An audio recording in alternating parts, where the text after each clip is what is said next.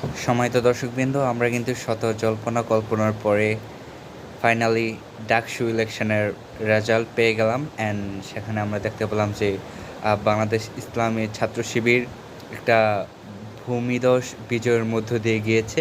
তাদের প্যানেলের মধ্যে মেবি একজন বা দুজন মিসিং হয়েছে, আদারওয়াইজ তাদের ইন্টায়ার প্যানেলই জয়লাভ করছে। এটা it was such a win that তার পূর্বে যেই এই প্রার্থী সে তার ধারে কাছেও নাই, not even close. Let me tell you result of Sadiq Kayem. Sadiq কায়েম যিনি হচ্ছে বর্তমান ডাকসুর বিপি, তিনি ভোট পেয়েছেন 14,000 something, and Abidul Islam Abid maybe পেয়েছেন 5,000 something. Just imagine the difference, what the হেল।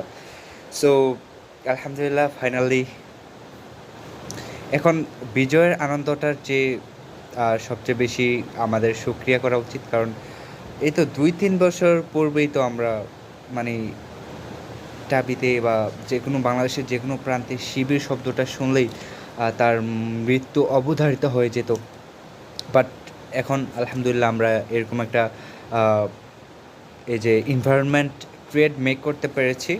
তার জন্য আমি ফার্স্ট অফ অল শুকরিয়া জানাতে চাচ্ছি মহান আল্লাহ তাআলা দরবারে, যিনি আমাদেরকে সাহায্য করেছেন। অ্যান্ড সেকেন্ড অফ অল টাবির সকল শিক্ষার্থীদেরকে, কারণ তাদের সহযোগিতায় এবং আল্লাহ তাআলা ইচ্ছা করেছেন বিধায় আমরা এই জায়গায় এসে পৌঁছাতে পেরেছি। অ্যান্ড হচ্ছে আমরা এখনও কিন্তু ঝামেলা সব শেষ হয়ে যায়নি।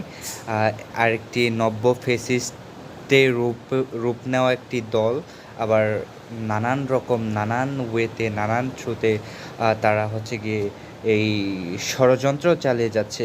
সো আমাদের সকলের উচিত একটা কুল মাইন্ড নিয়ে সেই ষড়যন্ত্রগুলোকে মানে রুখে দেওয়া, এমনভাবে রুখে দেওয়া যাতে ছাত্রলীগ, আওয়ামী লীগ তারা ভারত পালিয়ে যাওয়ার সুযোগ পেয়েছে, আর যারা নব্য ফেসিস্ট হতে যাচ্ছে তারা হয়তোবা ভারতে বা কোথাও পালিয়ে যাওয়ার সুযোগ পাবে না। তাদের সিচুয়েশান হবে নেপালের সিচুয়েশান। দেখতেছেন নেপালের সকল এমপি মন্ত্রীদেরকে মানে তাদেরকে এমনভাবে অত্যাচার মানে নির্যাতন না, মানে তাদেরকে এরকমভাবে মারধর করা হচ্ছে কারণ তারা দুর্নীতি করেছে। সো আপনারা এখনও সময় রয়েছে, সকলে ভালো হয়ে যান, আর না হয় হাসিনার মতো অবস্থা কিন্তু আপনাদেরও হবে। ধন্যবাদ। ছাত্র শিবির জিন্দাবাদ।